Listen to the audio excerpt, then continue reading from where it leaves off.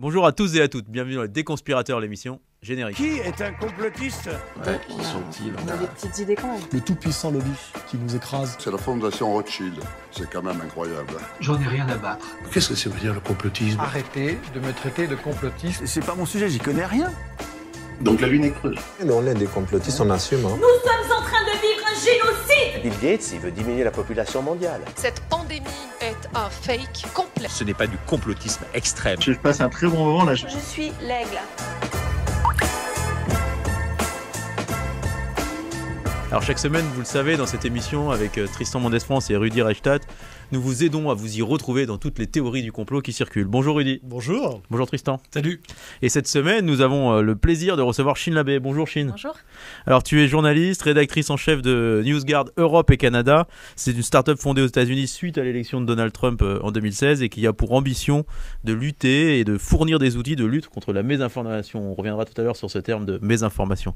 Tu nous expliqueras ça en détail dans la deuxième partie, mais n'hésite pas à réagir sur les différents sujets d'actualité que nous pourrons aborder dans la première partie. Alors, premier sujet, Tristan, Rudy, une phrase et puis tout s'enflamme. C'est la phrase de Joe Biden sur le nouvel ordre mondial qui va advenir du fait de la guerre en Ukraine et dont les États-Unis doivent être un des leaders. Rudy, tu avais pas mal de choses, je crois, à nous dire là-dessus. Non, pas mal de choses. En fait, en réalité, il n'y a rien à dire là-dessus. Non, c'est une phrase qui aurait été tenue, si j'ai bien compris, lundi, devant la réunion apparemment trimestrielle de la Business Roundtable, qui est un lobby de chefs d'entreprise américains. Et Joe Biden, donc le président américain, nous dit c'est le moment où les choses changent, il va y avoir un nouvel ordre mondial et nous devons le diriger. Et alors là, ça a été une véritable effervescence dans la complosphère mondiale, d'ailleurs. La complosphère mondiale, pas seulement américaine. On a Alex Jones qui est monté sur ses grands chevaux. On a Richard Boutry, Florian Philippot qui nous en a fait un tweet en disant au moins les choses sont claires, ça y est. Éric Verhaeghe qui est très lié aussi à cette mouvance-là, qu'on a vu dans des manifestations organisées par Philippot, manifestations contre le pass sanitaire. François Asselineau, évidemment. Alexis Poulain, également, ancien chroniqueur chez RT, enfin éditorialiste chez RT France. Bref, c'est pas des propos volés, captés à l'insu de Joe Biden. On a le verbatim sur le site de la Maison Blanche, donc que les choses soient claires. Et pour les complotistes, c'est un aveu. C'est une sorte voilà, il a été pris la main dans le pot de confiture. Or, ce qui est fou, c'est que ces trois mots mis dans cet ordre, New World Order, qui renvoie évidemment à un mythe complotiste qui date des années 50, enfin de la guerre froide, et qui est né dans l'extrême droite américaine, plutôt que de l'envisager de manière très prosaïque en disant il parle d'un nouvel ordre du monde, et effectivement voir un chef d'État parler des grandes affaires du monde et dire voilà, là on va aller vers un nouvel ordre du monde. Du fait des événements en Ukraine et en... Mais d'abord c'est déjà arrivé plein de fois par le passé, mais de le lire sous le prisme de la théorie du complot, de dire mais en fait il fait référence à ce projet diabolique d'instauration d'une dictature universelle, là c'est prendre ses obsessions pour la réalité, et c'est en fait considérer que le monde tourne autour de ses obsessions. Donc évidemment, les complotistes l'ont envisagé comme ça. Ils ont rappelé que Sarkozy avait utilisé cette expression nouvel ordre mondial dans un discours en 2009, mais là aussi en sortant l'extrait de son contexte. On nous ressort la fameuse citation « Oui, mais toute vérité passe par trois étapes. D'abord, elle est ridiculisée, ensuite elle est combattue, et enfin elle s'impose », qui est un truc qui revient très souvent dans la contre-culture conspi depuis des années. Et puis, que dire sinon que quelle est la cohérence en fait si vraiment c'est un complot caché à le dire à la face du monde. Je veux dire, si on complote, en fait, on ne le dit pas. C'est la base. Une nouvelle forme de complot, peut-être. Voilà. Donc, ça excite énormément. Les entrepreneurs de politisation conspirationniste, évidemment, en font leur miel. Mais que dire sinon que... Voilà, on est dans l'instrumentalisation politique de cette expression. Ouais, non, c'est fascinant. Dès que Biden a prononcé ces trois mots, je crois qu'on est tous, on s'est dit, bon voilà, il a allumé une mèche qui va exciter la complosphère internationale, et ça n'a pas manqué. Et c'est ce côté prévisible et d'un dépitant, franchement. C'est tellement... Il y a un sorte de réflexe moutonnier. On le savait, tous, on le savait, enfin, ceux qui analysent et qui suivent un peu ces mouvances, on savait que ça allait être repris, c'est évident. D'ailleurs, je mets un pas de côté, mais franchement, je me mets à la place de Biden et de ses conseillers. Moi, je serais un politique de premier plan à l'international, j'éviterais d'employer ce terme. Simplement parce que je sais qu'il va être, il va exciter, encore une fois, toute la complosphère mondiale qui va essayer de surfer là-dessus, sur ce buzz. D'ailleurs, en termes de stats, j'ai regardé d'ailleurs sur Twitter, j'ai un outil qui me permet de voir en gros les fréquences d'utilisation du terme Nouvel Ordre Mondial et New World Order en français et en anglais. Et c'est spectaculaire. C'est plat, et à partir du moment où Biden s'exprime, ça explose. En français et en anglais. C'est global et c'est planétaire. C'est instantané. Donc, bon, franchement, moi je serais effectivement un responsable politique. Bon, j'éviterais simplement. Mais est-ce que c'est pas un peu compliqué d'éviter d'employer ce terme qui est finalement un terme assez générique de la politique internationale, de droit international, pour un politique? Alors, c'est parfaitement légitime d'utiliser ce terme, et c'est normal, on devrait pouvoir. Mais bon, vu qu'il faut aussi mesurer la réception et l'impact que ça peut avoir. Je suis d'accord avec toi, mais je pense que tout simplement, ils ne sont pas indexés sur cette contre-culture conspi, extrémiste et marginale en réalité. Ça aurait été différent si Biden avait utilisé le mot Deep State. S'il avait repris à son compte. Parce que Deep State, c'est une expression très chargée, mais surtout qui a été utilisée par Trump lui-même pendant les 4 ans de son mandat, en disant « je suis saboté par le Deep State, l'État profond, etc. » Là, ça aurait eu une résonance différente, parce qu'il y a eu un vrai, une vraie controverse autour de l'existence ou pas de ce Deep State. Là, Nouvel Ordre Mondial... Bon, effectivement, toi et moi qui suivons ces choses-là, et puis ceux qui on se dit « oui, pourquoi utiliser cette expression ?» Mais je pense que tout simplement, ils ne sont pas familier de cette contre-culture conspirationniste. C'est un terme qui est dans la complosphère depuis des années et des années, et qui est, en tout cas, c'est du fuel. Le seul problème avec ça, c'est qu'en tout cas, ça a donné une occasion de buzz à absolument tout le monde. Quand Philippot fait son tweet, il a été retweeté des milliers de fois. Donc c'est une occasion de faire du buzz, et ça marche. Est-ce que tu as vu apparaître des nouveaux acteurs justement dans ce buzz autour de cette expression? Est-ce qu'il y a eu des nouveaux acteurs qu'on n'attendait pas qui sont arrivés? Alors, peut-être juste un point qui est quand même assez fascinant, c'est que début mars, il y a un média de propagande russe qui a publié un document, c'est Rian Novosti, qui avait publié un document qu'il a retiré aussitôt, et qui faisait je crois que c'est pas début mars, c'était le 26 février, c'est-à-dire 2 jours après l'invasion russe de l'Ukraine. Et dans ce document-là, qui faisait état, disons, de la réussite de l'invasion du côté russe de l'Ukraine, dans ce document-là, je crois, était titré « Nouvel Ordre Mondial ». Mais cette acception version russe, c'était pas pour dénoncer un nouvel ordre mondial, c'est pour dire que la Russie va récupérer, en récupérant l'Ukraine, réinstaure ou va installer un nouvel ordre mondial du côté russe. Où est l'indignation complotiste dans l'utilisation de ce terme? Silence radio. Radio total. Donc c'est clair, c'est flagrant que c'est parce que Biden et l'Amérique a employé ce terme que ça a activé tout l'imaginaire complotiste. Mais quand c'est les Russes qui l'emploient, là encore une fois, on n'entend absolument personne. Et c'est quand même c'est saisissant, quoi, c'est déliant. Et ce document a été traduit par la Fondapol, qui l'a mis en ligne, et qui est très intéressant de voir justement les termes employés dans ce document. Donc je vous engage à aller le lire, parce que c'est très instructif sur les dessins de Poutine. C'est un document qui a été publié par erreur. Oui, tout à fait. Erreur est publié et qui se réjouit de la réunification des Russies. Parce que l'Ukraine se considère comme la petite Russie. Alors juste une chose, j'ai aussi regardé un petit peu sur les stats, sur Google Trends notamment, du Nouvel Ordre Mondial, et le terme Nouvel Ordre Mondial a évidemment explosé aussi durant la séquence Covid. Donc il y a eu une vraie traction, en fait, à chaque moment fort médiatique de la complosphère internationale, vient s'indexer dessus le terme Nouvel Ordre Mondial, et il y a beaucoup d'ailleurs de liens entre le Nouvel Ordre Mondial, ou des associations entre le Great Reset, Nouvel Ordre Mondial, et puis ils y mêlent souvent Klaus Schwab, qui est mis dedans, et il se trouve que dans le bouquin de Klaus Schwab, j'ai lu ça dans un article du Monde, je crois, pas plus tard que hier, un vieil article du Monde, où en fait Klaus Schwab évoque le Nouvel Ordre Mondial une seule fois dans son bouquin. Mais ça a suffi, en plus c'était une citation. En plus, il ne dit pas le Nouvel Ordre Mondial, il parle d'un Nouvel Ordre Mondial. C'est toujours pareil, c'est pas avec des majuscules, c'est pas notre projet, c'est le Nouvel Ordre Mondial. Mais évidemment, ça a suffi à lier le tout, et mettre Klaus Schwab, le Great Reset et le Nouvel Ordre Mondial, et de faire une sorte de source. Le bouquin dont tu parles, c'est La Grande Réinitialisation, en anglais The Great Reset. Absolument. Alors deuxième sujet de cette semaine, le rap comme vecteur de complotisme, hein. On en a parlé plusieurs fois déjà ici. Vous avez fait un complorama, Rudy et Tristan, sur France Info cette semaine autour de cette question-là. Et Tristan, tu avais parlé de Booba chez France Inter à Antidote. Ça fait plusieurs mois que tu scrutes Booba, le personnage, ainsi de suite. Et qu'est-ce qui selon toi l'a fait basculer finalement dans cet univers complotisme ? Je crois qu'il est absolument comme tous les profils, disons, un peu complotistes qu'on suit un peu partout, et qui a simplement basculé sur le sujet du moment. Voilà.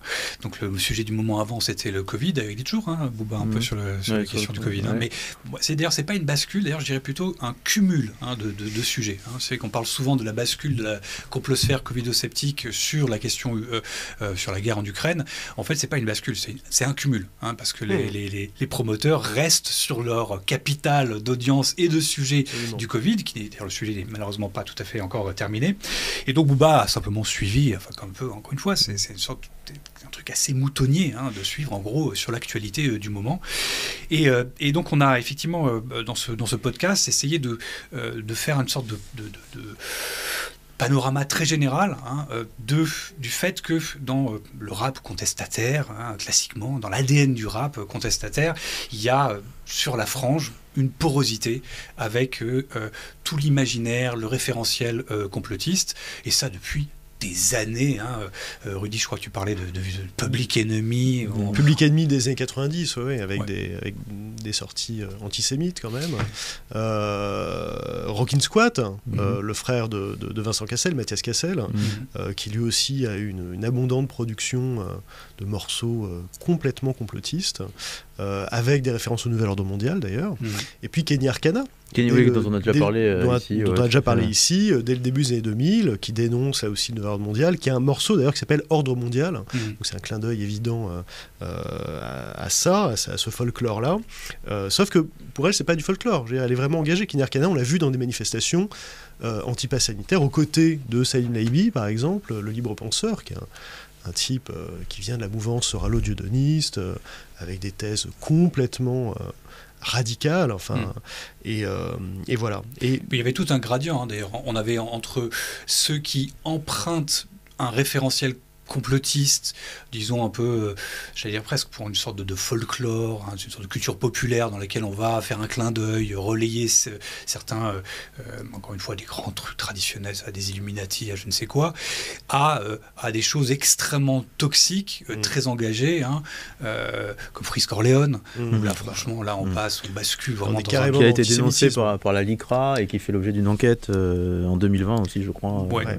Et qui, lui, là, pour le coup, est vraiment une éponge à probablement ce qu'il y a de pire et de plus délétère dans l'univers du référentiel complotiste. Et d'ailleurs, on l'a dit dans le podcast, mais il y a même un clip dans lequel il reprend l'adrénochrome, hein, des QAnon, tout ça de façon assez littérale.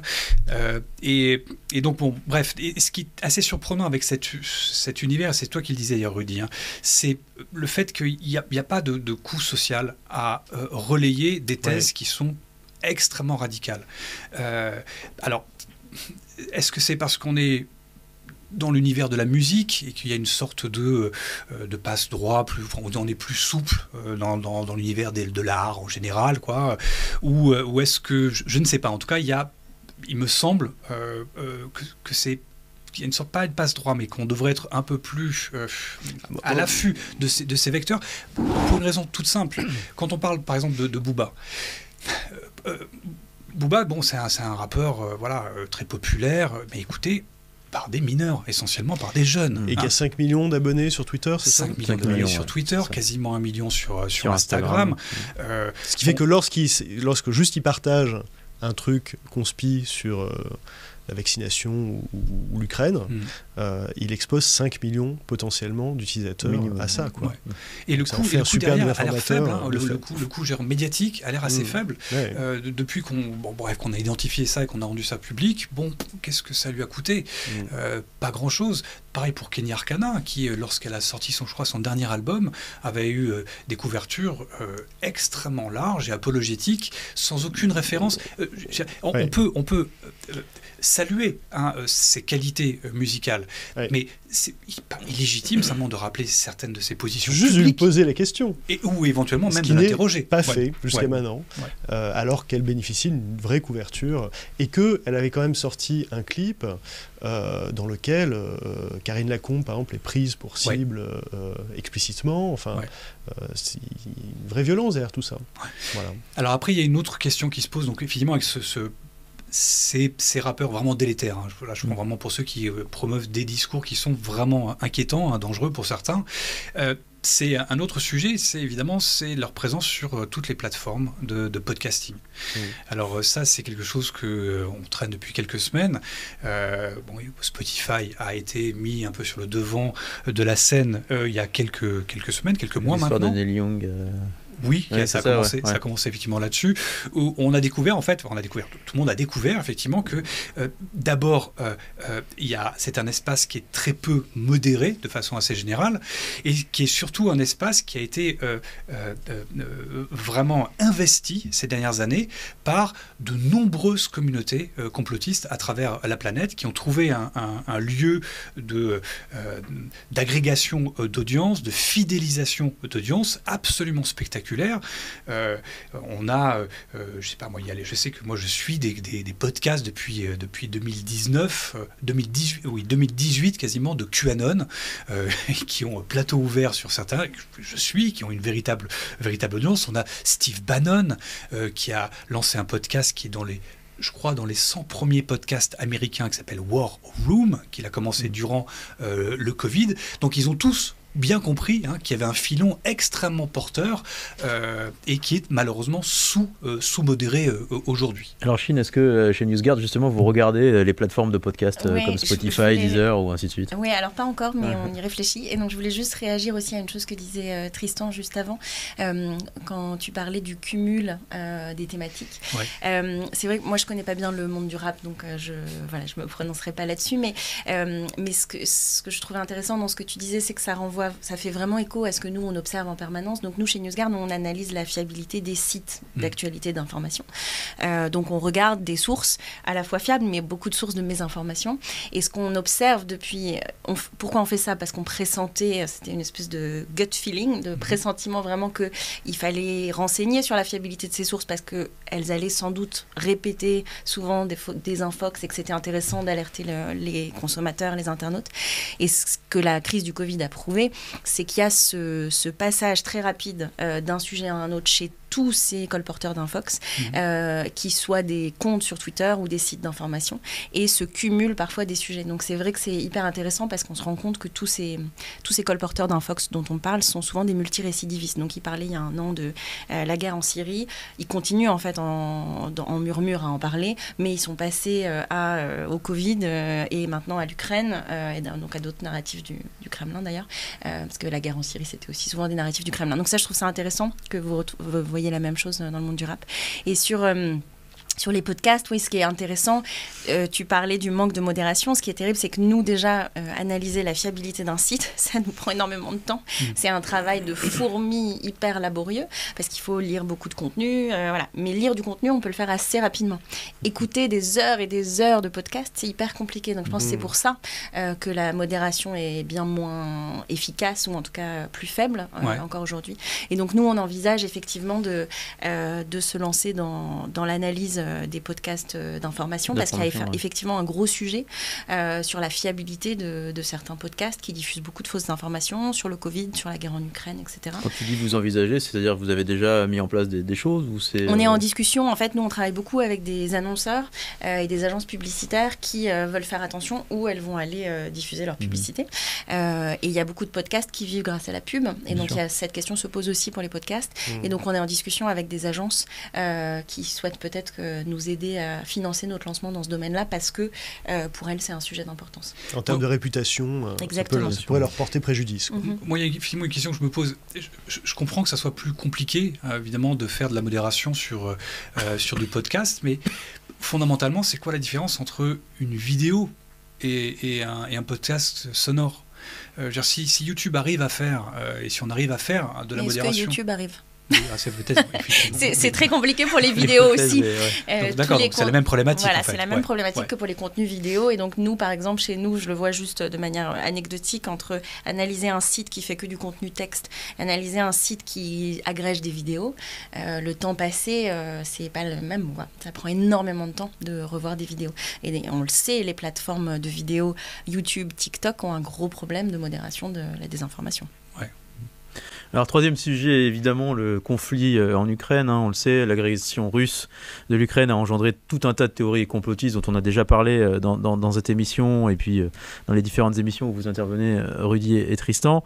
Ce qui nous a interpellés cette semaine, c'est cette façon dont le narratif du Kremlin a été repris par des internautes, notamment sur la question de savoir si l'Ukraine était ou non acquise à l'idéologie nazie. Et pour ça, ils se sont fondés sur le fait que le pays a voté une résolution russe à l'ONU visant à condamner la glorification du nazisme. Rudy, je crois que tu avais envie de réagir là-dessus et sur finalement ce nombre d'antisémites qui s'engagent pour dénazifier l'Ukraine. Oui, ils sont nombreux. C'est étonnant. Je ne sais pas si les nazis historiques y retrouveraient leurs petits, c'est pas sûr. Mais en tout cas, il y a effectivement cette résolution condamnant la glorification du nazisme qui est passée sous une forme un peu différente parfois, mais en gros, systématiquement, chaque année depuis 2005, Tout à fait. par la Fédération de Russie à l'Assemblée générale de l'ONU. Ces résolutions, lorsqu'elles sont votées, elles n'ont qu'une portée symbolique. Elles ne sont pas contraignantes juridiquement. Mais tout de même, elle condamne la glorification du nazisme et on a depuis des années l'Union européenne, en gros les démocraties libérales qui s'abstiennent, les États-Unis qui votent contre et depuis quelques années aussi l'Ukraine qui vote contre parce que l'Ukraine se sent directement visée. Pas parce que l'Ukraine est nazie, mais parce qu'en fait, c'est une manière pour les Russes de diaboliser l'Ukraine. Les États-Unis votent contre aussi parce qu'ils y voient une manœuvre de communication russe, et parce qu'ils ont quelque chose qui s'appelle le premier amendement de la Constitution américaine, qui laisse une très grande latitude à la liberté d'expression, pas absolue, pas totale, comme on l'entend très souvent. Si on diffame quelqu'un aux États-Unis, on peut être poursuivi et avoir à en rendre des comptes. Mais en revanche, effectivement, on peut faire des manifestations nazies aux États-Unis, on peut se balader avec un drapeau nazi, on ne peut pas être pénalisé pour ça. C'est pas possible dans la plupart des pays européens. On a des lois contre ça. Mais donc, ces résolutions, elles permettent à la Russie de dire, regardez à quel point nous, on est beau dans le miroir de l'antifascisme. Et elle fait ce qu'a fait l'Union soviétique pendant des décennies, c'est-à-dire d'instrumentaliser l'antifascisme, en fait. C'est dit explicitement par le représentant de la France à l'ONU, par exemple, qui dit que c'est détourner complètement une cause noble, la lutte contre ces idées-là, de leur objectif. Donc, je vous invite à aller voir l'article de Nicolas Bernard sur notre site à ce sujet. Mais juste, il faut rappeler que l'Ukraine, par ailleurs, vote des résolutions à l'ONU, et les États-Unis aussi, contre le racisme, vote et propose des textes contre les nazis et les soviétiques. Il ne faut pas oublier que la Russie ne condamne pas l'Holodomor, c'est-à-dire le génocide par la famine qui a été commis au début des années 30 en Ukraine, Ukraine soviétique, vraiment organisé par le pouvoir soviétique à l'époque, et pas non plus le pacte germano-soviétique. Juste un mot sur le pacte germano-soviétique, c'est de l'histoire, mais faisons un peu d'histoire. On est en mars 1939, l'Union soviétique discute, on est après Munich, après les accords de Munich, qui dépaissent la Tchécoslovaquie. On laisse Hitler envahir les Sudètes. Bon. On est, nous, les puissances européennes, Angleterre, France, en discussion diplomatique avec l'Union soviétique, et du jour au lendemain, j'ai dit une bêtise, j'ai dit mars 39, c'est août 39. 39, ouais. Août 39. C'est-à-dire juste avant, quelques jours avant l'invasion de la Pologne. Ribbentrop, le chef de la diplomatie allemande, et Molotov, son équivalent soviétique, font un pacte de non-agression, assorti de protocoles secrets pour se diviser la Pologne, se partager la Pologne, et le 1er septembre 1939, l'Allemagne envahit la Pologne, le 17 septembre, l'Union soviétique envahit la Pologne, et ils vont même se retrouver dans une ville où ils vont faire un défilé en commun. Les troupes soviétiques et les troupes allemandes. C'est peu connu, mais on en est là, c'est-à-dire qu'ils sont alliés, quoi, de fait. Et puis finalement, on le sait, en juin 1941, c'est déclenchement de la guerre par Hitler, il se retourne contre l'Union soviétique. Mais pendant toute cette durée-là, l'Union soviétique n'est pas l'ennemi de l'Allemagne hitlérienne. Ouais. Donc c'est un caillou dans la chaussure des Russes aujourd'hui, Ouais. qui essaient d'expliquer qu'ils sont les grands vainqueurs du nazisme, qu'ils ont été depuis le début des résistants, etc. Que l'histoire est plus complexe que ça. Et les pays d'Europe de l'Est, ceux qui ont été sous la férule soviétique jusqu'à la chute du mur de Berlin, s'en souviennent. Ils n'ont pas le même rapport que nous à cette histoire-là. Donc évidemment, ils ne rentrent pas dans le storytelling mémoriel russe. Oui, d'ailleurs, c'est un trou noir total. Hein. En Russie, c'est une période de l'histoire qui a disparu. Personne n'en parle. L'institutionnel cherche à balayer ça sous le tapis, évidemment. Alors, il y a d'autres... sur la propagande russe, là, il y a des choses qui ont fait surface ces derniers jours, ces dernières semaines. Ils sont sur plusieurs fronts, sur plusieurs narratifs, encore une fois, avec la stratégie traditionnelle de la propagande russe, qui est de créer la confusion, le confusionnisme, donc plusieurs narratifs sur un même événement, et de faire feu de tout bois sur différentes, disons, modalités pour essayer de créer, encore une fois, la confusion. Et il y a une stratégie là qui semble gagner un tout petit peu en traction, en tout cas qui est poussée du côté russe, c'est d'essayer de vraiment se focaliser sur ce qu'eux appellent la russophobie. Évidemment, c'est toujours assez complexe parce qu'il y a évidemment des dérapages russophobes du côté dans les démocraties où il y a des voix de gens qui s'expriment, qui sont parfois caricaturales, qui dénoncent les Russes, qui est évidemment... Il ne faut pas dénoncer et essentialiser évidemment tout un pays. Et qui se prennent pour des résistants parce qu'ils vont refuser de manger dans un resto russe. De la poutine. Voilà. Donc ils refusent de manger de la poutine, plaque québécois. Donc la russophobie est un problème, mais je crois qu'elle est dénoncée de façon claire, évidente, par absolument... toute parole publique, d'autorité, de représentants, personne ne fait la promotion de ça, et l'essentiel des gens le dénoncent, toute dérive russophobe. Mais évidemment, pour eux, le fait d'appuyer sur ce levier-là, c'est d'essayer de réduire le débat à quelque chose d'assez basique, qui est, si vous critiquez Poutine, Poutine étant russe, vous êtes russophobe. Donc en gros, ils veulent réduire ça en gros pour essayer. Oui, surtout. C'est du sophisme. Mais c'est surtout une façon évidemment de bloquer encore une fois, de rigidifier et d'empêcher toute critique évidemment de la propagande russe et de la Russie aujourd'hui. Alors, ce qui était assez déroutant, c'est que donc il y a un clip. Je ne sais pas d'où vient ce clip.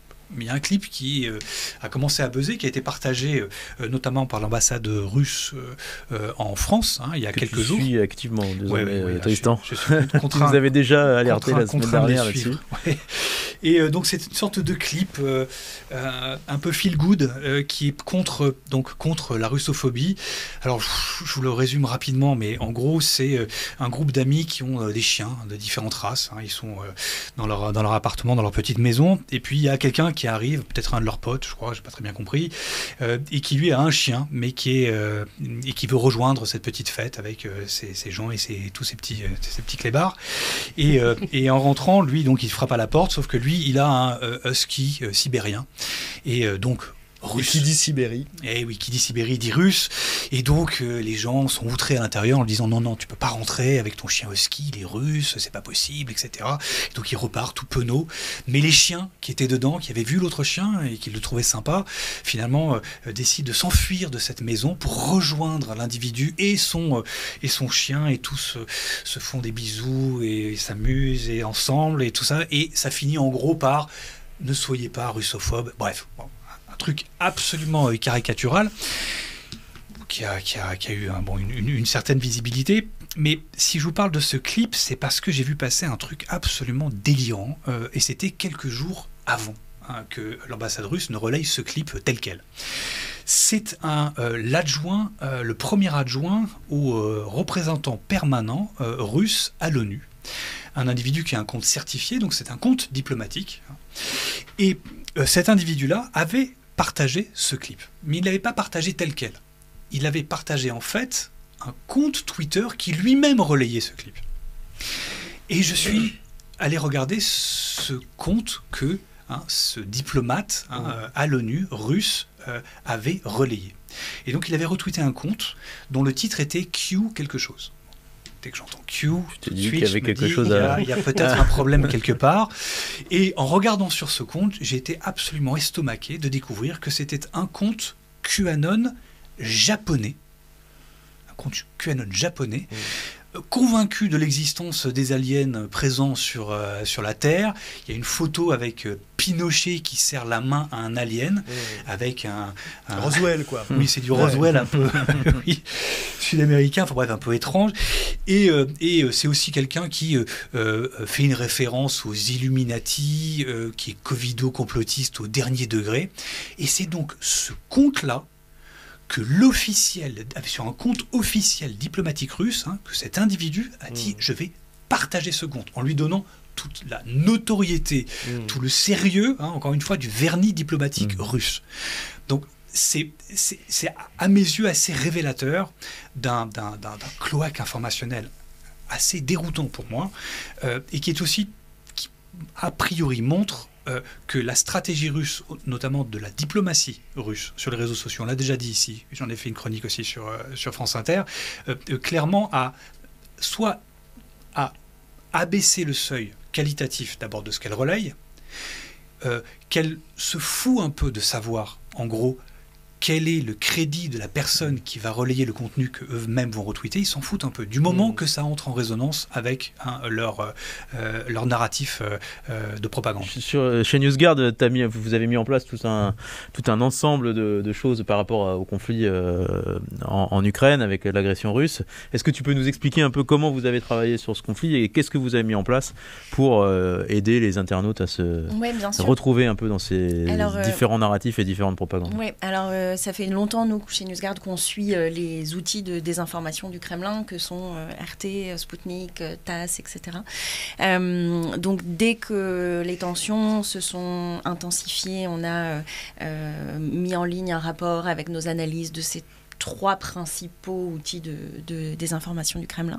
Et puis ce qu'on a surtout tenté de faire très rapidement, et donc on a mis en place juste au moment de l'invasion de l'Ukraine, le 24 février, c'est un centre de suivi de la désinformation sur le sujet du conflit Russie-Ukraine, avec l'idée que y a ces médias d'État qu'on connaît bien, qui ont été très mis en lumière avec leur bannissement au niveau de l'Union européenne. Mais il y a aussi tout un écosystème dont on parle moins, de médias, de sites, de blogs, de sites d'information, dans leur grande acception, qui relaient cette propagande du Kremlin, qui s'en font l'écho, parfois avec des liens qui existent. Donc on a par exemple des sites bien connus que vous... En tout cas, je pense qu'ici, vous connaissez comme Observateur Continental, qui est un site qui est en fait lié au renseignement militaire russe. Mais aussi des sites de colporteurs d'infox bien connus, français, mais qui n'ont rien à voir avec la Russie, mais qui se font les relais de cette propagande, de ces différents mythes qui vont être poussés par le Kremlin, notamment pour justifier l'invasion. Donc l'idée que l'Ukraine est gérée par des nazis, ce qui vient justifier qu'il faut dénazifier l'Ukraine. L'idée que les russophones sont victimes d'un génocide dans le Donbass, enfin tous ces mythes qu'on a vu circuler depuis déjà plusieurs mois avant l'invasion. Et donc on a fait un centre de suivi où en fait juste on recense à la fois les principaux mythes et aussi le nombre de sites qui les relaient. Et on en est aujourd'hui, quand on l'a lancé il y a quelques semaines, on en était à 116 sites, on en est aujourd'hui à 158. Et ce qu'il faut bien comprendre, c'est qu'il y a très vite des mesures qui ont été prises pour bannir, encore une fois, RT, Sputnik, pour démonétiser ces sites par Google notamment, mais tous ces sites, tout cet écosystème beaucoup plus vaste, il n'y a pas de mesure qui a été prise contre ces sites-là. Et donc la propagande du Kremlin, elle continue à vivre ailleurs, au-delà. Et donc c'est ça qu'on voulait vraiment montrer avec ce centre de suivi. Tu parlais de certains mythes. Est-ce qu'il y a d'autres mythes qui sont apparus justement depuis l'invasion Il y en a plein. Quand on a lancé le centre, on a mis en exergue 10 mythes principaux qu'on avait vus. Donc l'idée aussi, donc je vous en citais 2 là. Il y a aussi évidemment l'idée que vous avez beaucoup vu passer que les États-Unis possèdent des laboratoires d'armes chimiques sur le sol ukrainien. Ça, on en avait parlé dans une des l'idée que l'OTAN a une base militaire à Odessa, l'idée, enfin voilà, il y a beaucoup de mythes, l'idée que la Russie ne vise pas des infrastructures civiles, alors qu'on a des preuves que beaucoup d'infrastructures civiles ont été utilisées, que la Russie n'utilise que des armes de haute précision et pas d'armes à sous-munitions. Là encore, on a des preuves que c'est pas le cas. Et puis, tu parlais de la russophobie, un mythe qu'on va justement ajouter là sous peu, parce que donc on avait lancé avec 10 mythes, maintenant on est arrivé à 20. Évidemment, chaque jour ça progresse. Il y a aussi cette idée qui a été relayée à la base sur Instagram par une responsable russe, un post qui a été très vite retiré finalement, mais dans lequel elle émettait l'idée que les universités européennes expulsaient les étudiants russes en punition de l'invasion de l'Ukraine. Et ça a été, même si elle a retiré son post, ça a été très repris et c'est encore très relayé pour justement nourrir cette idée qu'il y a une grande russophobie, alors sans aller nier l'idée qu'il y a de la russophobie, parce qu'il y en a malheureusement, et c'est terrible, mais le ministère de l'Éducation supérieure en France, de nombreuses universités européennes ont démenti. On a 5000 étudiants et chercheurs russes en France. Il est absolument pas question de les expulser, ni de leur faire porter le chapeau de ce qui se passe dans leur pays. Les sanctions, elles visent les oligarques, ceux qui sont impliqués avec le régime.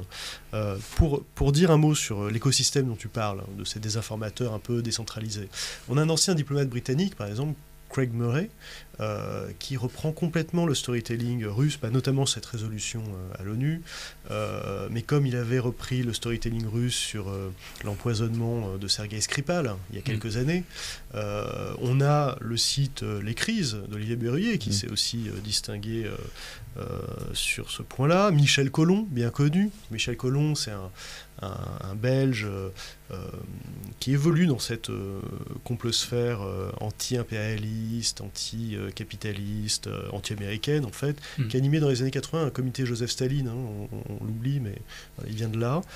Et puis, un ancien député du Labour, c'est-à-dire le Parti travailliste britannique, qui a été écarté en 2019 du Parti travailliste britannique, Chris Williamson, écarté notamment parce qu'il était pro-Corbyn, mais il avait eu des propos sur l'antisémitisme au sein du Labour assez malheureux, en expliquant que le Labour s'était beaucoup trop excusé par rapport à ces problèmes d'antisémitisme en interne.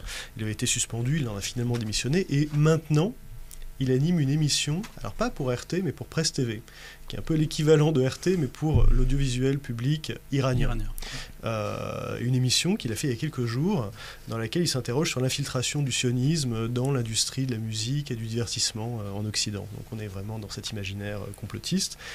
Dernier point, cet imaginaire complotiste, il est aussi au plus haut niveau de l'État russe. On a eu mercredi dernier un discours, enfin un propos de Vladimir Poutine lui-même, très inquiétant quand même, enfin qui est marqué au coin d'une forme de complexe obsidional, pour pas dire paranoïaque, où il évoque l'existence d'une 5e colonne, de traîtres qu'il faut quand même punir, traîtres qui se disent ou se sentent appartenir à une race supérieure,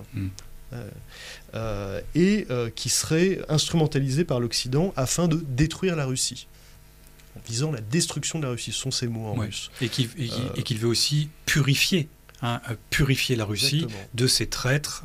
Qu'il considère comme des mouches qu'il faut écraser. Il faut recracher. Je pense qu'on n'a jamais eu de la part de Vladimir Poutine des propos aussi violents, aussi inquiétants aussi, et aussi conspirationniste.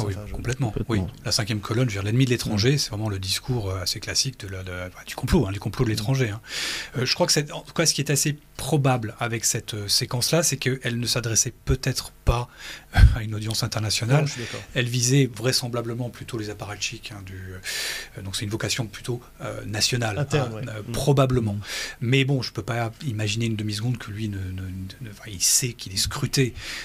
Et ce type de discours-là résonnera de toute façon dans une partie de la complosphère internationale qui est sensible à cette idée, encore une fois, de barbouzerie de l'Occident, des Américains, et qui cherchent en fait à nuire, évidemment, à la Russie. De l'OTAN agresseur et compagnie. De l'OTAN agresseur. Mais en tout cas, on est effectivement dans un moment, pour le coup, là, de bascule, une sorte de assez décomplexé, d'un discours très décomplexé, décomplexé. C'est pas, je ne me souviens pas avoir entendu Poutine tenir ce type de propos, même les années précédentes, hein, même durant des crises majeures. Hein, donc là, je crois qu'on a vraiment basculé, effectivement. Dans un nouvel ordre mondial, presque, ce que tu tentais de dire. Voilà, dans un nouvel ordre mondial, en tout cas narratif. Et c'est inquiétant, parce qu'encore une fois, Poutine est une puissance. Enfin, il a le bouton sur. Hein, encore une fois, c'est une puissance nucléaire. Oui, je voulais juste ajouter sur ces discours de Poutine. On vient de mener une petite expérience chez NewsGuard. On s'intéresse beaucoup à la plateforme TikTok. Pourquoi ? C'est évident, parce que TikTok a dépassé le milliard d'utilisateurs, parce que les utilisateurs de TikTok sont jeunes et on sait que nombre d'entre eux ne s'appuient que sur TikTok pour obtenir leurs informations. Je crois que c'est un quart des utilisateurs de TikTok aux États-Unis qui ont entre 10 et 19 ans. 30% des utilisateurs français de TikTok ont moins de 18 ans. Donc c'est une plateforme à laquelle il faut s'intéresser pour plein de raisons. Et on a fait une petite expérience où on faisait tout simplement, on scrollait pendant 45 minutes, donc juste faire passer les vidéos, faire défiler les vidéos, et puis regarder jusqu'au bout celles qui ont trait de loin ou de près à l'Ukraine ou à la Russie, mais ça peut être une vidéo satirique qui montre un fake de Poutine dansant sur de la techno ou ce genre de choses. Et ce dont on s'est aperçu, c'est qu'au bout de 40 minutes à peu près, systématiquement, pour cette expérience où on avait juste 6 utilisateurs, mais qui ont créé dans plusieurs pays, dans plusieurs langues, des comptes nouveaux, sans rien suivre, sans aucun goût prédéfini et sans suivre aucun compte, se voyaient confrontés à de la désinformation sur la Russie et l'Ukraine, et aussi et c'est pour ça que je voulais rebondir et en parler, à des discours de Vladimir Poutine dans leur intégralité, sans aucune mise en perspective, sans aucune explication. Donc vous faites défiler votre flux et vous avez Poutine qui vous dit qu'il faut dénazifier l'Ukraine sans aucune explication, puis ça passe à un reportage très fiable de France 2 qui vous explique la situation, puis une vidéo d'un TikToker qui va vous dire que toutes les images sont fausses. Mais le discours de Poutine, il est en russe ou il est sous-titré ou sous-titré en français, et avec parfois un petit message juste du TikToker qui vous dit Poutine nous avertit. Voilà. Donc après, du coup, pour bien comprendre, il y a donc des vidéos de Poutine, des propagandes de Poutine, discours de Poutine, des vidéos de France Télévisions qui font des reportages sur l'Ukraine et des vidéos satiriques, on va dire, autour de ces questions. Et des fausses informations du type, du type des images de jeux vidéo hyper réalistes présentées comme des vraies images du conflit, alors qu'en fait c'est un jeu vidéo. Donc ça c'est typiquement le fantôme de Kiev, cet avion qui aurait abattu 6 avions russes en fait. C'est des images d'un jeu vidéo. Un TikToker dont j'ai découvert l'existence en faisant cette expérience, qui vous explique face caméra pendant 3 minutes que toutes les images de l'Ukraine sont fausses et que de toute façon il n'y a pas de guerre et que c'est tout un complot, un coup monté. Tout est mis en scène. Et tout est. Ce qui est terrible, c'est qu'en fait, et je pense que moi personnellement, en tout cas, j'ai 36 ans, je n'utilise pas TikTok au quotidien, donc c'est en faisant ces expériences que je découvre vraiment ce médium. Mais c'est ce qui est très compliqué, c'est que tout est mis à la suite des unes des autres. On fait défiler, puis on passe d'une chose à l'autre sans aucun contexte, sans aucune mise en perspective. Et donc, si on repense encore aux données que je vous donnais juste avant sur l'âge des utilisateurs, le nombre d'utilisateurs, on se dit si ces jeunes n'ont que TikTok comme source d'information, c'est terrible et c'est impossible quasiment de hiérarchiser ces informations et d'arriver à se faire une opinion de ce conflit et arriver à vraiment se forger une idée qui ressemble un tant soit peu à la réalité. Ouais, TikTok est vraiment un des réseaux assez à part dans tout cet écosystème des plateformes sociales, et c'est probablement celle qui est la plus travaillée par les algorithmes. Parce que il faut bien comprendre que même si vous êtes abonné à quasiment personne et que vous ne suivez personne, il y a un fil qui va se créer automatiquement en fonction de plein de choses auxquelles on n'a pas accès, parce que c'est les algorithmes de la plateforme. Mais ces algorithmes sont extrêmement puissants et prégnants, en tout cas sur la plateforme, parce qu'effectivement, dès que vous passerez un peu plus de temps sur une vidéo, dès que vous aurez une moindre interaction, ou le temps, je crois que c'est vraiment le temps que vous passez un peu sur certaines vidéos, eh bien les algorithmes vont instantanément commencer à travailler pour vous créer un cocktail unique pour chaque un des profils. Donc personne n'a la même expérience sur TikTok, ou quasiment pas, même s'il y a des vidéos qui deviennent virales et que plus ou moins tout le monde peut voir au même moment. Donc je crois que là, effectivement, il y a un gros problème, c'est évidemment la puissance des algorithmes qui fait encore une fois qu'on peut être exposé à des contenus auxquels on n'est absolument pas abonné. Voilà. Ce qui n'est pas toujours le cas, en tout cas pas sur Twitter, pas sur Facebook, bref. Donc c'est quand même une plateforme un peu à part. Et puis peut-être une autre chose. TikTok est... il y a une vraie culture, une effervescence sur TikTok, très, comment dirais-je, c'est du trend setting sur TikTok, sur toutes les tendances apparaissent les mêmes, apparaissent en général plutôt d'abord sur TikTok et après ils viennent essaimer sur toutes les plateformes de la planète. Et je suis juste un petit pas de côté, mais il ne faut pas oublier que Poutine est un mème. Et un mème très... vraiment une figure forte dans cette panoplie cette panoplie de mèmes et de référentiels. Ça fait des années que Poutine est un mème. Vous regardez d'ailleurs dans tous les moteurs de recherche, même sur Jiffy, pour les gifs, vous tapez Poutine, vous avez une masse faramineuse. Donc avant même la crise, cette guerre en Ukraine, il était déjà une référence traditionnelle auprès des jeunes et probablement sur TikTok aussi, où on le voit en train de chevaucher, je sais pas moi, un ours ou je ne sais quoi, bref.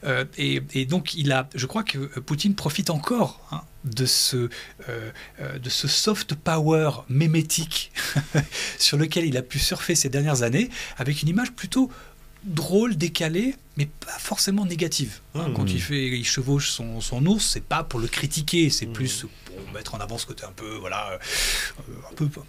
il y a du clin d'œil, il y a des vannes un peu. Mais bon, bref, voilà. Donc je pense qu'il profite aussi un peu de ce capital aujourd'hui, notamment malheureusement auprès des jeunes. Et c'est pour ça que je fais le parallèle avec TikTok. Et pour rebondir sur l'algorithme, dans l'expérience que je décrivais qu'on a faite, c'était des comptes fraîchement créés, on suivait aucun compte, on ne likait rien, juste on regardait certaines vidéos jusqu'au bout. Et donc c'est l'algorithme qui poussait tous ces contenus. Donc c'est vrai que ça pose question. Ouais. Alors dernier petit sujet, l'actualité est chargée, mais ça vous a pas échappé que nous étions, enfin ça vous a peut-être échappé que nous étions en campagne présidentielle. Dans 3 semaines aura lieu le premier tour de l'élection présidentielle et finalement est en train de s'insinuer une petite musique autour du vol de l'élection, une musique qui vient des États-Unis, qui a eu lieu autour de l'élection de Joe Biden dans le camp Trump, notamment Valérie Pécresse, Gérard Larcher ont un peu mis le doigt dans le pot de confiture à cette finalement usine de vol à élection. C'est pas les seuls, ouais. En fait, une sorte de procès anticipé en illégitimité du futur président de la République, ou la future présidente de la République. En tout cas, l'idée, c'est que les sondages donnant Emmanuel Macron comme favori, sa réélection comme plausible, sinon probable, il y a à la fois de la gauche, de la droite, de l'extrême gauche et de l'extrême droite, des voix, effectivement, qui manifestent, qui n'hésitent pas à parler d'élections illégitimes, voire de vol de l'élection. Alors on a chez Marine Le Pen et Éric Zemmour fréquemment depuis des mois l'idée qu'il ne faut pas vous laisser voler l'élection. Ça revient beaucoup. Valérie Pécresse, qui récemment, on diffusera peut-être l'extrait... sur RMC, je crois. Oui, sur LCI. Nous dit « Ne nous laissons pas voler l'élection comme... Elle nous a été volée, suggère-t-elle, en 2017, avec François Fillon. Mais je dis aux Français, ne vous laissez pas voler votre élection comme en 2017, souvenez-vous, parce que c'était la même chose en 2017. Personne n'a empêché en 2017 François Fillon d'être candidat. Il était candidat jusqu'au bout, simplement il n'est pas arrivé au second tour. Et elle fait référence à cette fameuse idée du cabinet noir que François Hollande aurait, alors président de la République, etc. L'enquête qui avait été ouverte, sachant que François Fillon avait lui-même dit que s'il était mis en examen, il se retirerait. C'est pas ce qu'il a fait, il a été mis en examen. Bon, mais avec le fantasme autour d'un complot judiciaro-politico-médiatique pour l'embêter. Non, il avait été désigné par la primaire... des Républicains. C'était déjà les Républicains à l'époque? Oui, c'était déjà les Républicains, 4 millions de votants à cette primaire. Voilà, donc il était auréolé de ça. Ce que fait la presse dans ces conditions, c'est qu'elle s'intéresse d'un peu plus près au passé du candidat, et c'est ce qui s'est passé dans l'affaire Fillon avec le Penelope Gate, etc. Je referme la parenthèse. Et puis, on a chez certains, notamment dans la sphère souverainiste, des gens qui vont beaucoup plus loin. Chez Asselineau, chez Nicolas Dupont-Aignan et en particulier Florent Philippot, qui eux nous disent carrément que les machines à voter, c'est fait pour truquer. Alors les machines à voter, il y en a quelques-unes en France, mais d'une part, contrairement à ce que a suggéré ces dernières années quelqu'un comme François Asselineau, non, elles ne sont pas dépouillées au Texas, à Austin, et ensuite les résultats seraient envoyés ici. Ça n'existe pas, ça c'est pas vrai. Ensuite, compte tenu des rares bureaux de vote où il y en a en France, ça n'aurait pas d'impact sur le résultat final de l'élection. Et de toute façon, il y a un amendement qui a été proposé par l'exécutif l'année dernière, effectivement, qui a été rejeté par le Sénat. Il n'est pas revenu ensuite à l'Assemblée nationale, ça a été abandonné. Pour en fait généraliser, ou en tout cas multiplier le recours au vote électronique. Bon. Et je crois, là c'est un point de vue très personnel, que c'est plutôt de bonne politique. Je pense qu'effectivement, dans le contexte de défiance qu'on vit aujourd'hui, tout ce qui ressemble à une machine électronique pour voter, même si c'est très fiable, ça ne crée pas les conditions de la confiance. Donc revenons à ce qu'on a toujours fait en démocratie, c'est-à-dire le dépouillage, le dépouillement du vote manuellement par des assesseurs, des scrutateurs, etc. De chaque tendance politique. Ce que j'ai déjà fait, moi, ce que tu as peut-être déjà fait, Tristan, je sais pas. Mais voilà. Je pense que pour Dupont-Aignan et Philippot et tous les autres, ils sont juste en train de surfer sur, encore une fois, l'imaginaire américain du Stop the Steal. C'est clairement un écho lointain à Dominion et toutes les... Avec le hashtag Dominion qui a pas mal gagné en popularité ces dernières semaines sur Twitter. Dominion, c'est l'entreprise qui gérait les machines aux États-Unis et avec un vieil article d'un site qui s'appelle Profession Gendarme qui a recirculé sur les réseaux sociaux. C'est très toxique. Qui datait de 2021, donc c'est un vieil article, mais qui laissait entendre qu'en 2017 déjà, en fait, Macron aurait été élu illégitimement peut-être à cause de Dominion. Ouais. Donc ils sont clairement en train d'essayer de profiter, clairement de la... Parce qu'aux États-Unis, ça a gagné avec une traction qui n'est sans aucune commune mesure avec ce qui se passe aujourd'hui en France. Je pense que ce discours-là reste encore assez marginal. Il est vraiment cantonné à certaines figures qu'on connaît. Mais aux États-Unis, on a vu le dégât que ça a mené. Tout ça a quand même abouti au 6 janvier. Et à des morts. Et à des morts, bien sûr. Oui. Donc je ne pense pas qu'on en soit là en France. Je pense qu'il faut le suivre. Je pense que, comme disait Chine, c'est plutôt l'après probablement qui risque d'être plus problématique et où là il va falloir être attentif aux discours qui vont être portés par les responsables politiques, mais pas que, de voir effectivement tous ces relais de désinformation, sur quoi ils vont se reposer pour essayer d'après coup délégitimer les résultats du second tour. Il y a tout un lexique de l'imaginaire du vol, du hold-up qui est mobilisé. Par Valeurs Actuelles, par exemple, en janvier dernier, Emmanuel Macron, le plan secret de son hold-up. Ça, c'est dans Valeurs Actuelles. En janvier, avec une couverture. On a Nicolas Dupont-Aignan qui, il y a quelques jours sur France Info, nous dit qu'il ignore s'il y aura encore des élections libres la fois prochaine. Jusque-là. Il nous parle d'effraction présidentielle. Là aussi, les mots ont leur importance. On parle de vol par effraction. D'effraction plutôt que d'élection présidentielle. On a également... Florent Philippot qui avait relayé ce montage, une vidéo falsifiée de Gabriel Attal, le porte-parole du gouvernement, expliquant que, suggérant que le vote électronique allait être généralisé. C'est pas du tout le cas. Le tweet de Philippot n'a pas été enlevé. Il a été débunké. Il est toujours en ligne. Ce qui était un très cheap fake en l'occurrence, parce que c'était juste l'ajout d'un bandeau avec la mauvaise date sur une vidéo tout à fait réelle, mais qui datait d'1 an. Exactement, mais qui du coup induisait le public en erreur. Vraiment, il y avait une volonté manipulation. Et puis, il y a aussi, il y a quelques jours, Jean Lassalle, qui est candidat à l'élection présidentielle, qui dit... Finalement, il est toujours candidat pour l'instant. À l'heure où on se parle, il est toujours candidat. Voilà, il n'est pas sûr d'aller jusqu'au bout, mais bon. Et qui, lui, nous explique que de toute façon, l'élection d'Emmanuel Macron 2017, elle est entachée de légitimité parce qu'il aurait été placé là par qui ? Par Rothschild. Alors là, je renvoie à l'article très bon qu'on avait fait l'année dernière, je crois, sur Jean Lassalle, c'est sur Conspiracy Watch.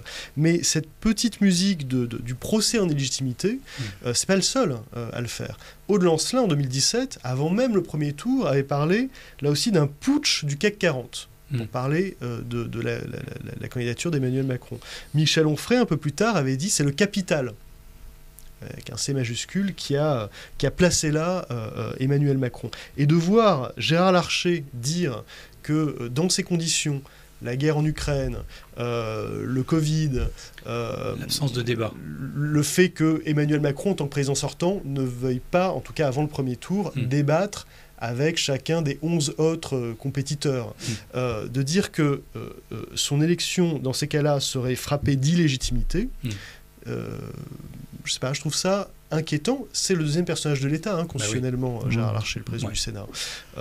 Donc comme si on s'attendait à préparer le coup d'après, à dire de toute façon, si vous êtes élu, vous serez mal élu. L'idée que Macron était mal élu, il faut le dire aussi, c'est quelque chose qu'on entend depuis quasiment pendant toute la durée de son mandat. On a vérifié, mais en fait, il y a un papier de France Info qui est très bien fait là-dessus, qui est très clair. En nombre de voix, c'est le président de la Ve République le mieux élu de toute l'histoire de la Ve République, après Jacques Chirac en 2002. Et puis, en suffrage exprimé, enfin en pourcentage exprimé, il est mieux élu, Emmanuel Macron en 2017, que François Hollande en 2012, que Nicolas Sarkozy en 2007, que François Mitterrand en 81 et que Georges Pompidou en 1969. Il ne me semble pas qu'on ait fait ce procès en illégitimité à ces prédécesseurs-là. Donc, voilà. J'ai dû vérifier parce que, du coup, à force de l'entendre, il est mal élu, je me suis dit, c'est vrai, alors c'est quoi le problème? Et en fait, non. Voilà. Donc c'est un mythe, finalement, quelque part. C'est ça que tu es en train de nous dire. Ou alors, non, mais ce qui est plus préoccupant, c'est que du coup, ça remet en cause la démocratie représentative. Tout à fait. En fait, ça veut dire que tous ces gens-là auraient été mal élus, du coup, dans cette logique. Mais donc, la démocratie, ça vaut pas grand-chose. Bon, voilà.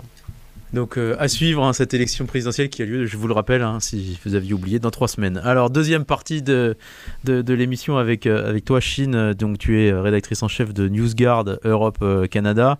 Avec ton équipe, tu as donné des couleurs aux différents sites d'information, rouge, orange, vert. Rouge et vert, il n'y a pas d'orange chez nous. Pour vérifier un petit peu la profondeur des sites d'information et vérifier les informations. Est-ce que tu peux nous dire déjà un petit peu comment tu travailles et puis surtout nous expliquer pourquoi tu fais, chez NewsGuard, vous faites cette distinction entre mes informations et des informations? Oui.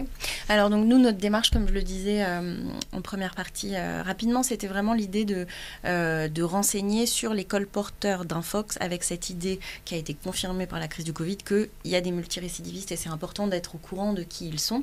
En l'occurrence, pour ce qui concerne les sites d'information et d'actualité. Donc on s'est lancé dans cette aventure un peu folle et ambitieuse, parce que c'est beaucoup de travail, c'est vraiment un travail de fourmi, d'aller analyser les sites d'information en fonction de leur crédibilité et de leur transparence, en fonction de critères qui sont des critères apolitiques, qui renvoient à la pratique de base du journalisme. Donc il ne s'agit pas de donner des bons points aux sites qui sortent les meilleurs scoops. Il ne s'agit pas non plus de faire du tri en fonction des idéologies politiques ou que sais-je encore, mais vraiment d'aller distinguer les acteurs responsables des autres. Donc vous pouvez être un agrégateur d'actualité qui produit aucun contenu en interne et obtenir un très bon score chez NewsGuard, comme vous pouvez être un site qui sort plein d'infos, mais qui écrit aussi beaucoup de choses sans les sourcer ou avec des sources peu fiables et obtenir un moins bon score. Donc l'idée, c'était vraiment d'aller aider les internautes à naviguer sur Internet avec ce constat qu'aujourd'hui, il y a tellement de sources. Souvent on parlait de TikTok, mais sur Facebook, Twitter, on reçoit un lien envoyé par notre cousine, notre grand-mère, notre oncle, sans savoir qui est cette source, avec même parfois des responsables politiques qui tweetent des sources sans connaître la source, et s'ils savaient quelle est cette source, peut-être qu'ils s'abstiendraient. Et donc c'était l'idée de renseigner sur la fiabilité d'une source, avec aussi cette idée de venir compléter le fact-checking qui est hyper important, restera toujours important, mais malheureusement, on l'a vu, le fact-checking ne peut pas être l'alpha et l'oméga de la réponse à la désinformation, puisqu'on ne peut pas tout fact-checker. En fait, vous vous placez en amont, presque. Exactement. Donc, on dit souvent, au lieu de faire du debunking, c'est ce que font les fact-checkers, c'est-à-dire, il y a une information, ils vont aller la debunker, donc lui tordre le cou. Nous, on va faire du pre-bunking, c'est vous renseigner sur la source et vous dire, voilà, attention, cette source est peu fiable, elle a diffusé beaucoup de fausses informations par le passé, ou cette source est globalement fiable, vous pouvez a priori lui faire confiance, et surtout apporter une analyse très longue qui va servir vraiment d'éducation aux médias et vous renseigner sur à qui appartient ce site, qui vous le dise ou pas. Nous, on va vous dire quel est son actionnariat, à qui il appartient, est-ce qu'il y a des conflits d'intérêts potentiels, vous dire le genre de contenu qu'on y trouve, vous dire la crédibilité de ce site, pas juste vous demander de nous croire sur parole, mais vous expliquer, on vous dit que le site publie fréquemment de fausses informations. Voilà 4-5 exemples de fausses informations publiées dans la dernière année. Voilà pourquoi elles sont fausses. Et pareil pour la transparence. Et puis un historique du site pour vous dire, peut-être c'est une ligne pour vous dire ce blog a été créé il y a 6 mois, et puis on n'a pas d'informations parce que c'est un blog géré anonymement. Ou si c'est Le Monde, là, vous donnez toute l'histoire de ce média, qui est un média important. Et surtout, on va aller chercher des commentaires de la part des sites. Donc à chaque fois qu'ils vont échouer sur l'un de nos 9 critères, qui encore une fois sont des critères journalistiques. Donc est-ce que le site corrige ses erreurs, est-ce que le site vous dit à qui il appartient, est-ce que le respect site du contradictoire aussi, c'est ça est-ce que le site présente et rassemble les informations de manière responsable. Donc il y a cette question qui intervient là-dedans, mais ça peut aussi renvoyer à est-ce que le site plagie ses contenus, est-ce que le site publie fréquemment de fausses informations, etc. Et on va contacter les sites, on va jamais rien écrire de négatif sur eux sans leur donner la parole. Parfois pour qu'ils nous convainquent qu'on s'est trompé, ça arrive. Parfois pour qu'ils changent leur pratique et qu'on améliore leur score. Et parfois pour juste nous donner un commentaire qu'on va inclure à notre analyse. Et alors juste pour bien comprendre, comment un internaute peut voir ce que NewsGuard a dit sur tel ou tel site d'information? Alors donc nos analyses, elles sont disponibles via une extension de navigateur. Donc il faut la télécharger dans son navigateur. Un plugin quoi. Un plugin, voilà. Et du coup quand vous allez naviguer sur Internet, que ce soit sur Google, sur Facebook, sur Twitter, si vous avez le plugin installé, il y a une petite icône de couleur qui va apparaître à côté des liens. Verte si le site est globalement fiable. Encore une fois, ça ne veut pas dire que ce contenu-là est fiable puisqu'on ne se prononce pas sur ce contenu, mais c'est pour vous renseigner globalement sur la source. Et rouge si la source est globalement peu fiable. Et ensuite, vous pouvez passer votre souris, voir rapidement les 9 critères, lesquels il passe, lesquels il échoue. Et puis après, lire toute l'analyse qui, pour le coup, est très longue, détaillée et renseigne. Et c'est vraiment dans une démarche d'éducation aux médias. Un petit peu, on aime bien se comparer, même si on n'a pas la prétention d'être des bibliothécaires, parce que c'est une profession à part entière avec une formation très particulière et c'est un très beau métier, mais en tout cas on aime bien dire qu'on essaie de ramener l'équivalent d'un bibliothécaire sur Internet. Quand vous allez dans une bibliothèque, c'est un peu la même idée. Le bibliothécaire va jamais vous empêcher d'emprunter un livre, mais il va vous dire attention, est-ce que vous connaissez le biais de cet auteur? Peut-être vous pouvez compléter votre lecture par tel autre livre. Et nous, c'est un peu la même idée. On ne déréférence pas, on ne supprime pas des contenus, mais on vous dit attention, là, peut-être qu'il faut que vous sachiez ça, ou peut-être que vous avez envie de savoir que c'est en fait un site de propagande d'État du gouvernement iranien. Et pour avoir accès à la notice, ça se fait sur abonnement. Voilà, c'est un abonnement. Il y a quelques notices qui sont en accès libre. Alors en ce moment, on a mis en accès libre les notices des médias d'État russes, parce qu'on voulait que le plus grand nombre en bénéficie. Après, on a aussi, via un partenariat qu'on a avec Microsoft, le plugin est gratuit sur Edge. Donc pour les utilisateurs. Donc il y a un navigateur Microsoft Edge. Qui est le navigateur de Microsoft. Et du coup, ceux qui nous regardent, s'ils veulent télécharger gratuitement, ils peuvent le faire via Edge. Et après, on a aussi des partenariats avec d'autres acteurs, parce qu'évidemment, la lutte contre la désinformation, ça passe par les utilisateurs et le partage qui font ou pas des fausses informations, mais ça passe aussi par plein d'autres choses dont on pourra peut-être parler. Et donc, on a des partenariats avec plein d'acteurs, des chercheurs, des annonceurs, peut-être qu'on en parlera, des agences publicitaires, etc., qui vont avoir accès à nos données, pour le coup, pour s'en servir dans leur travail, pour essayer de ne pas contribuer à cet écosystème de la mésinformation. On va y venir juste sur la mésinformation, désinformation. C'est quoi la différence? Alors la mésinformation, pour toi ou à NewsGuard, la mésinformation, c'est la diffusion d'informations qui peuvent être fausses ou trompeuses, mais avec pas d'intention de tromper. La désinformation, pour le coup, on parle souvent de désinformation d'État. C'est vraiment il y a une volonté derrière de tromper le lecteur. Ça peut être de la désinformation d'État, ça peut aussi être des intérêts idéologiques ou financiers qui incitent des personnalités à diffuser volontairement de fausses informations. Alors tout à l'heure, tu disais justement que vous pouvez aussi donner vos données à des agences publicitaires ou à des marques pour finalement qu'ils affinent un peu leur façon d'utiliser la publicité programmatique notamment. Est-ce que tu peux nous en dire un peu plus sur la façon dont tu travailles avec eux et finalement est-ce qu'elles sont sensibles vraiment à cet univers dans lequel leur publicité programmatique, donc automatisée, arrive sur le site? Alors c'est vrai que ça c'est un aspect de notre travail qui pour moi est l'un des aspects les plus importants, et d'ailleurs on a été amené à en parler avec la commission Brunner dont Rudy faisait partie et qui a fait des recommandations d'ailleurs à ce sujet-là, le sujet du financement, parce que on veut lutter contre la désinformation, donc souvent ce qui est efficace aussi c'est aller frapper au portefeuille. Et ce dont on se rend compte, c'est qu'en fait beaucoup de sites de mésinformation vivent grâce à une manne financière qui est la publicité programmatique provenant des grandes marques. Donc la publicité programmatique, il faut comprendre que c'est un procédé ultra complexe de mise en relation automatisée de vendeurs et d'acheteurs d'espaces publicitaires. Donc c'est comme une espèce de vente aux enchères en fait, en direct. Et automatisé. Et en quelques fractions de secondes. En quelques fractions de secondes. Ce qui fait que le directeur marketing d'une grande marque qui va lancer sa campagne publicitaire, il va dire à son agence, en passant par une société de vérification publicitaire, donc de brand safety, qui est là pour protéger la marque, protéger sa réputation, il va leur dire, moi voilà, mon intention c'est viser les femmes entre 30 et 35 ans, et puis celles qui aiment le sport, et puis voilà. Bon. Ensuite, tout ça va être pris en compte, il va y avoir 1, 2, 3, 4, peut-être 5 intermédiaires, l'agence, la brand safety, mais il y a plein d'autres intermédiaires. Et puis, ça va être cette vente aux enchères, et donc la pub va apparaître sur tout un tas d'URL. Le directeur marketing de la marque n'aura aucune idée des URL précis où a atterri sa publicité. Donc il va être dans le flou complet sur quels sites ont été visés. Ce qu'il va savoir, c'est en termes de métriques, oui, on a atteint tel genre de cible, on a été sur tant de sites, mais il n'y aura pas la liste des URL. Et même si le directeur marketing, en l'occurrence, avait la liste des URL, il serait bien incapable de savoir en fait si c'est bien ou pas pour sa marque. Ce qui va intervenir, c'est qu'il y aura une société souvent. La plupart des marques font appel à des sociétés de brand safety, donc de vérification, qui les aident à se protéger pour que leur pub n'atterrisse pas à côté de contenus diffamants, racistes, des appels à la haine, du contenu pornographique. Ou par exemple que la Ligue contre le cancer n'est pas une pub sur un site qui explique qu'on peut soigner le cancer avec les plantes.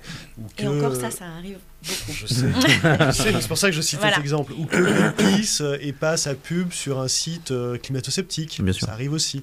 Voilà. Donc en général, ces sociétés, elles vont s'appuyer sur de l'intelligence artificielle, ce qui marche plutôt bien pour protéger contre les contenus violents, la pornographie, parce que finalement c'est assez facile. Souvent, ils vont compléter ça par le blocage de mots-clés. Donc typiquement, ils vont bloquer certains mots-clés pour... la marque va dire, je veux vraiment bloquer le mot gay parce que je veux surtout éviter de me retrouver sur des contenus homophobes. Donc au final, ça va les protéger contre certaines choses, mais ça ne va pas les protéger contre la mésinformation et la désinformation, ni la propagande d'État. Pourquoi ? Parce que ces contenus-là, ils sont très difficiles à repérer par l'IA. Ils sont souvent faits pour ressembler à de l'information en tant que telle. Et donc, un site comme on parlait d'Observateur Continental tout à l'heure, à part à savoir avoir fait l'enquête journalistique pour savoir qu'il y a le renseignement militaire russe derrière, c'est impossible de savoir qu'on est sur ce site pour une raison. Je vous parlais des sites qui ont diffusé cet écosystème de la propagande du Kremlin. Il y en a beaucoup qui prennent de la publicité programmatique. Et donc, c'est évidemment bien involontaire de la part des marques, mais le problème, c'est que les outils qu'elles ont à leur disposition sont assez inefficaces sur ce sujet parce que la mésinformation, c'est tellement complexe, comme vous le savez.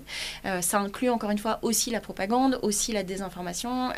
Et donc, et les sites changent. La ligne éditoriale d'un site peut évoluer en 3 mois.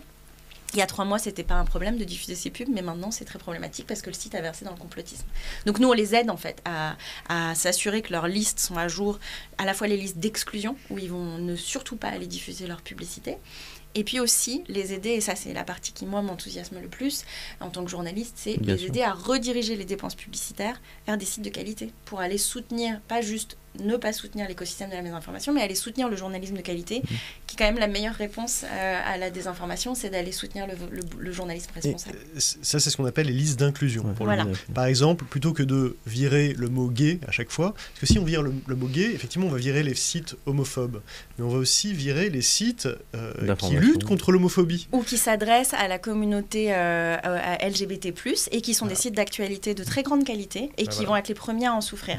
Donc c'est vrai que nous, on a a aussi beaucoup été ajouté à notre base de données tous ces sites justement comme Committed, qui est un site super d'actu LGBT+, mais qui voilà serait le premier à souffrir de ce blocage de mots-clés. Voilà. Et souvent, on parle des sites qui visent des minorités entre guillemets, mais il y a aussi toute l'actualité en fait. Il y a des marques qui refusent complètement d'aller diffuser leur pub sur des sites d'actualité parce que c'est trop dangereux pour une marque, c'est trop brand sensitive, parce qu'il y a trop de risques en fait.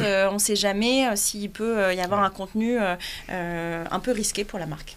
Et donc ça pénalise le journalisme, bien évidemment. Et alors on le voit bien, c'est un travail de fourmi que tu fais avec tes équipes chez NewsGuard. Est-ce qu'il n'y aurait pas un moyen d'élaborer une intelligence artificielle qui pourrait vous aider justement à aller chercher des sites, comme tu disais tout à l'heure, sur la propagande d'État, sur toutes ces choses-là? Est-ce que c'est possible? Est-ce que c'est quelque chose sur lequel vous réfléchissez? Comment tu vois ça? Je pense que Ou est-ce que tu penses que finalement c'est forcément un travail humain qui doit être fait pour arriver à faire une liste comme celle que vous avez fait? Je pense que l'œil humain ne pourra jamais être remplacé. Donc je pense que ça sera toujours il faudra toujours qu'il y ait ce travail humain. Après, on s'appuie, nous, déjà, par exemple, sur des fournisseurs de données qui s'appuient sur de l'IA pour savoir quels sites font le buzz. Évidemment, ça, on ne peut pas nous tout repérer nous-mêmes. Donc on s'appuie là-dessus pour savoir quel site il faut qu'on analyse. Mais je pense que l'analyse, elle devra rester humaine. Après, c'est sûr qu'il faut aussi s'appuyer sur l'IA. Bien sûr, pour pouvoir répondre à la problématique de la désinformation sur les réseaux, il faut aussi pouvoir, par exemple, appliquer une analyse, mais aller la diffuser le plus largement possible. Ça, l'IA restera indispensable. Je pense qu'il faut les deux. Et comme souvent, en fait, pas juste dans le domaine de la désinformation. L'IA, c'est très bien, mais il faut qu'il y ait aussi un œil humain qui vienne être là pour prendre la décision ou pour guider l'IA. NewsGuard s'était fondé par des journalistes, et les gens avec qui tu travailles, toi-même tu es journaliste de formation, de profession, et les gens avec qui tu travailles sont journalistes aussi. Donc vous faites un travail d'enquête journalistique. On est vraiment des journalistes, un peu comme un service média d'un grand journal en fait. On écrit sur des médias, alors qu'on a des analyses du Monde, du Figaro, de Libé, mais on a aussi des analyses de petits sites complotistes ou de désinformation.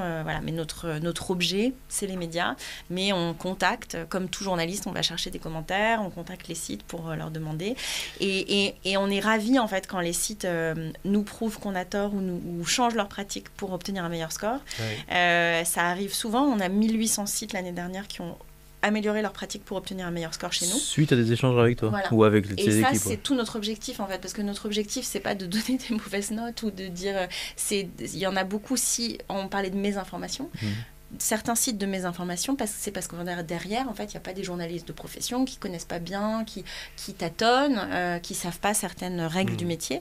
Et après discussion avec nous, ils sont ravis de modifier leurs pratiques. Et nous, on demande que ça parce que notre objectif, au final, c'est qu'il y ait un écosystème de l'information qui soit plus sain sur Internet et qui soit à la fois plus facile de s'y repérer et qu'il y ait des pratiques poussées à une plus grande transparence, poussées à une plus grande responsabilité, etc. Tu dis, il y a 1800 sites qui ont changé leurs pratiques là, cette année, qui sont du coup passés dans une meilleure catégorie. Quelles sont les pratiques qu'ils ont changé et qui leur ont permis de passer un peu ce cap? Le plus facile à changer rapidement, c'est les pratiques de transparence. Donc par des sites qui n'indiquaient pas à qui ils appartenaient, qui ont ajouté une page tout simplement sur leur site. Des sites qui labellisaient peu clairement la publicité. On voit beaucoup ça sur les sites internet. Qui parlent, au lieu de parler de contenu sponsorisé, vont préférer parler de contenu partenaire, ce qui veut rien dire, parce qu'un partenaire, il peut être payé ou pas. Donc ça laisse un flou volontaire. Et donc ça, on a beaucoup de sites qui améliorent ces pratiques-là après discussion avec nous. Souvent parce qu'en fait, c'est pas de leur souhait à eux, mais c'est le partenaire publicitaire qui pousse ça, parce que ça entraîne plus de clics. Et donc voilà. Donc ça, c'est vrai que c'est les choses les plus faciles à changer. On a aussi des sites qui améliorent leurs pratiques de crédibilité, mais ça prend un peu plus de temps. J'ai un site, notamment il y a quelques semaines, qui a, pendant plusieurs mois, je leur ai dit, faut que je puisse regarder qu'il y a vraiment un changement sur plusieurs mois, mais qui ont labellisé mieux leur contenu d'opinion. Donc avant, ils avaient des prises de position, de l'opinion injectée dans leur contenu d'actualité. Et puis, ils se sont mis à labelliser très clairement, à être beaucoup plus neutres dans leurs activités d'actualité et à créer un label opinion. Donc maintenant, ils passent sur ce critère qui est de la distinction entre l'opinion et les faits. NewsGuard publie fréquemment des rapports d'analyse. Un dernier porte sur TikTok. Tu dirais que les GAFAM et en général les grandes plateformes de réseaux sociaux sont une partie du problème avant tout, ou ça peut être une partie de la solution aussi? Je pense que c'est les deux, c'est-à-dire qu'évidemment les algorithmes des plateformes ont accentué le problème du complotisme, de la désinformation qui a toujours existé, qui n'est pas nouveau, mais qui est très fortement intensifié de par ces algorithmes qui poussent le contenu, notamment, on l'a vu, on en parlait avec TikTok tout à l'heure. Après, je pense qu'elles font évidemment partie et doivent faire partie de la solution, et je pense qu'elles font des choses. Le problème, c'est qu'aujourd'hui, on constate que ce qui est fait n'est pas suffisant, et c'est pas à dire qu'elles ne font rien, le problème, c'est qu'on ne sait pas exactement ce qu'elles font. On ne sait pas l'évaluer. On ne sait que ce qu'elles nous disent, et ce qu'elles nous disent, c'est déjà bien, mais voilà, quand Facebook nous annonce, enfin Meta maintenant, qu'ils ont retiré tant de comptes diffusant des fausses informations sur le Covid, c'est très bien, mais tant de comptes sur combien? Quelle est la portée de cette mésinformation sur la plateforme? On doit un peu les croire sur parole. On n'en a aucune idée. Donc aujourd'hui, le grand problème et le grand chantier, selon moi, et c'est un peu notre credo chez NewsGuard, parce que nous, c'est ce à quoi on pousse les éditeurs en ligne aussi, c'est notre raison d'être, c'est plus de transparence partout. Donc il faut aussi de la transparence chez les plateformes, il faut qu'elles nous donnent plus d'accès pour comprendre leurs algorithmes, pour comprendre quelle est la prégnance de la mésinformation sur leur plateforme, et puis pour qu'on puisse faire des recommandations et travailler avec elles sur des solutions plus efficaces. On a des chiffres de la mésinformation, de ce que ça représente en chiffre d'affaires, Ah oui, en notamment chiffre d'affaires, publicitaire, pardon. notamment publicitaire. Oui, c'est une industrie complètement florissante. Et c'est ça qui est terrible, c'est que le journalisme, on le sait, est en peine, souffre. C'est difficile aujourd'hui, ça coûte cher de faire du journalisme de qualité. Et donc beaucoup de médias souffrent. Et l'écosystème de la mésinformation, lui, va très très bien, notamment grâce à la publicité programmatique dont on parlait tout à l'heure. Et encore une fois, c'est pas volontaire de la part des marques, mais c'est dû à ce système ultra complexe qui fait que ça leur échappe souvent. Et donc aujourd'hui, nous, on a estimé, c'est des estimations parce qu'il n'y a encore une fois pas une très grande transparence de la part des plateformes publicitaires, notamment Google, sur l'étendue des dépenses publicitaires. Mais en gros, on évalue à 155 milliards de dollars les dépenses en publicité programmatique. Et sur ces 155 milliards, on estime, nous, qu'il y a 1,68% qui vont dans les poches de sites d'Infox. Donc ça fait 2,6 milliards de dollars par an. Pour la France, c'est 44 millions d'euros. Donc c'est énorme. Et bien voilà, sur ces belles paroles, nous allons nous quitter pour cette semaine. Continuez de nous suivre, likez, partagez, commentez cette émission. Retrouvez Tristan et Rudy dans Complorama sur France Info et Tristan dans Antidote sur France Inter. Comme chaque semaine, vous le savez, cette émission a été réalisée par l'excellent Martin Béraud. Et je vous dis à la semaine prochaine où nous recevrons le journaliste et écrivain Christophe Bourseiller. Salut. Ciao. Merci. Au revoir Chine.